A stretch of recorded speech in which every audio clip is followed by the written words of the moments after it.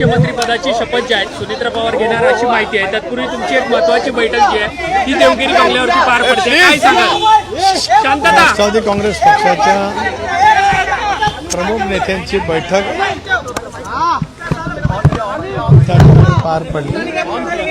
2 वाजता विधिमंडळ राष्ट्रवादी काँग्रेस पक्षाची बैठक होईल।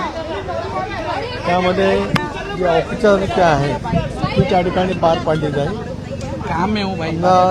जनतेची भावना या लक्षामध्ये घेता सुनेत्राबाई पवार यांची निवड त्या ठिकाणी अपेक्षित आहे। ते झाल्याच्या नंतर विधिमंडळ राष्ट्रवादी काँग्रेस पक्षाचं एक जे अधिकृत पत्र आहे प्रदेशाध्यक्ष म्हणून ते देण्यासाठी आम्ही सर्व वरिष्ठ सहकारी माननीय मुख्यमंत्री महोदयांची भेट घेऊ आणि मग त्यानंतर बाकीचं मुख्यमंत्री महोदय त्या संदर्भातला निर्णय त्या ठिकाणी घेतील। एक बात, राष्ट्रवादी काँग्रेस पक्षाच्या वतीने आमचे नेते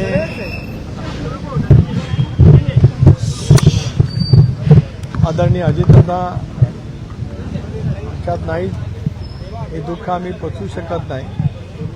त्यांचा अस्थिकलश संबंध महाराष्ट्रातल्या प्रत्येक तालुक्यात खेड्यापाड्यामध्ये हा सुद्धा आम्ही नजीकच्या कालावधीमध्ये देणार आहोत। महाराष्ट्र आपला मानून महाराष्ट्राला गतिमान विकासानं भूक करण्याचं त्यांचं नेतृत्व हे विलक्षण पद्धतीचं राहिलं।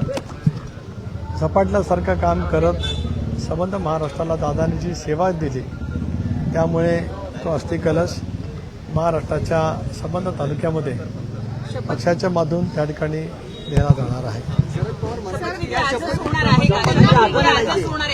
एक भाग असा आहे की मी आज एक व्हिडिओ पाहिला, त्या व्हिडिओमध्ये जे बैठक दाखवलेली आहे त्यानंतर आपल्याला सर्वांनाच भीतीत असेल की ज्यावेळेला कृषी प्रदर्शन बारामती येथे त्या ठिकाणी झालं त्याच वेळेला ती चहापानासाठी बैठक झाली आणि त्यानंतर दस्तूर खुद्द आदरणीय अजितदादाने एक पत्रकार परिषद घेतली होती आणि त्या पत्रकार परिषदेमध्ये स्थानिक स्वराज्य संस्थांच्या निवडणुका ज्या आता होत आहेत त्या संदर्भामध्ये चर्चा झाली अशी स्पष्टपणाचा खुलासा किंवा माहिती पत्रकारांशी संवाद करत असतानाच आदरणीय अजितदादांनी त्या ठिकाणी केलेली होती।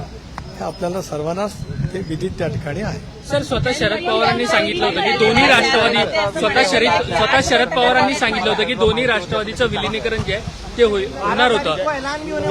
12 तारखेला घोषणा पण होणार होती। एक भाग असा आहे की त्या दिवशी जी चर्चा झाली त्याच्याबद्दलची स्वतः माहिती आदरणीय अजितदादांनी त्या ठिकाणी पत्रकार परिषद घेऊन बारामतीमध्ये त्या ठिकाणी दिलेली आहे। एक आज हे सगळं झाल्याच्या नंतर सविस्तरपणाने आम्ही या बाबतीमध्ये आपल्याशी बोलू। पण ज्या पद्धतीने सगळ्या घडामोडी घडतात आहे त्यामध्ये तुम्ही प्रामुख्याने सुनील तटकरे आणि प्रफुल्ल पटेल यांच्यावर देखील टीका होताना पाहायला मिळते।